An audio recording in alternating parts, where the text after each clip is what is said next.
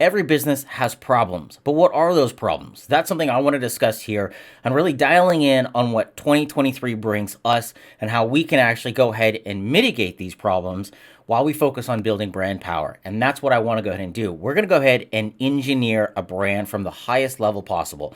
Now, that's not just talking about brand strategy. That's talking about business model, strategy, and how to really position the company for growth. That's the biggest thing that I'm looking to accomplish with you. So we're going to cover the top 5 that have been coming from different sources like Forbes, Entrepreneur. I want to discuss these because in my masterclass, I'm going to talk about the topics, the main ones, but also we're going to break down the other ones that might be facing us here locally and abroad. So let's go ahead and dive into the very first one. So the very first thing on the list is inflation. It's no secret that it's actually impacting every single one of us, but from a brand perspective, how can we actually mitigate this? How can we dial in a little bit more to actually kind of curve this? One reason that we are actually struggling as we are burning cash. That is one of the struggles here. So as we avoid to burn cash, one of the solutions that we have from a brand perspective is actually working on the buyer persona.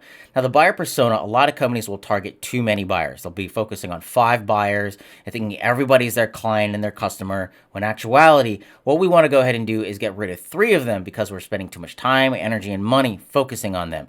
So what we want to do is actually dial in a little bit more and figuring out what values do we share, how can we connect with the audience, and how can we connect with them by toning in on our key messaging. That's another way to do that. So let's go ahead and move on to number 2.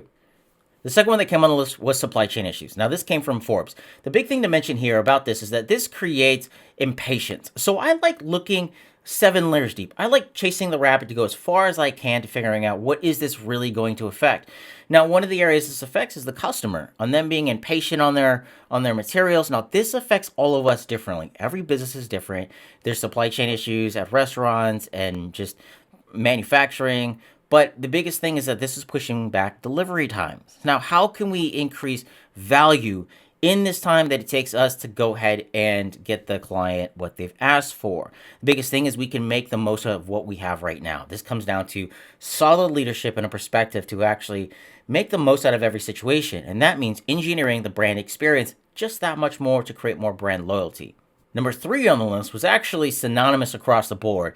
And this is something I've been watching over the industry and over the decades here, is that the expectations of customers is increasing. They want more quality. And a time where you could kick out quantity, what they're really looking for is substance. They're looking for something that actually lasts. They're looking for that quality, that back to good production. Now, there's other resources out there where you can get really terrible products for dirt cheap, but that doesn't leave us in a place where we would actually recommend the brand. And quality here is something that we really need to focus on and increasing that customer experience a little bit more. So one way we can do that is just coming up with a following up system. It is about fostering the relationship a little bit more, and that's how I like to look at sales. Number 4 has actually got a lot of people spooked in good ways and bad ways.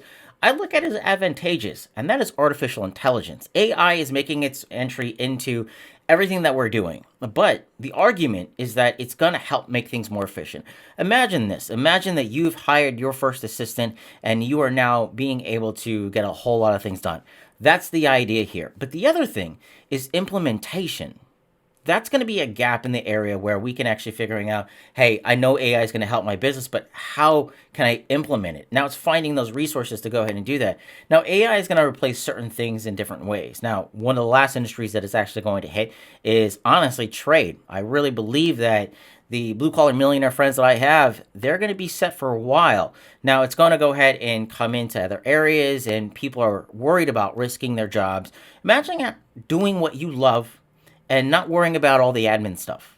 That's the objective here. And that allows you to work on the business. And as we work on the business, we can come with new ideas, new solutions, and we can figure out a way to just make things streamline a little bit easier. And this helps us out with the higher expectation that our customers have.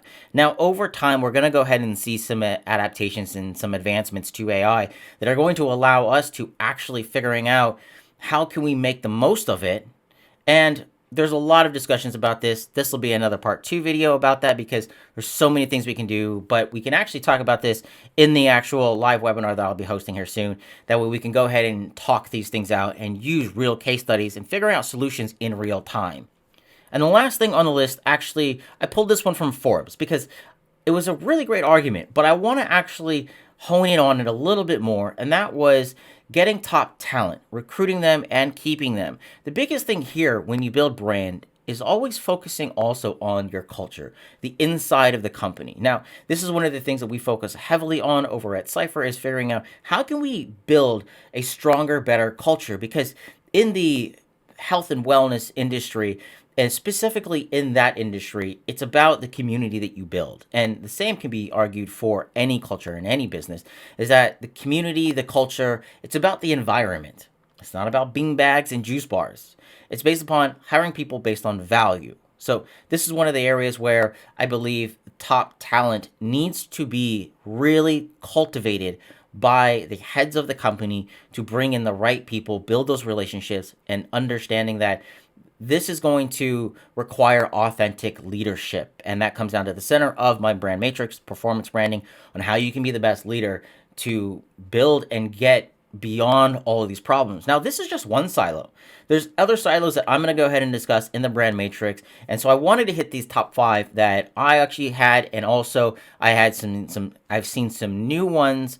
And these are some of the top 5s that I've seen combined with my own top 5, my top 20 actually, in my brand audit kit. And so we're going to go ahead and discuss these. Hopefully this is giving you some highlight as to what to expect this coming year in 2023, and then bring your questions to me.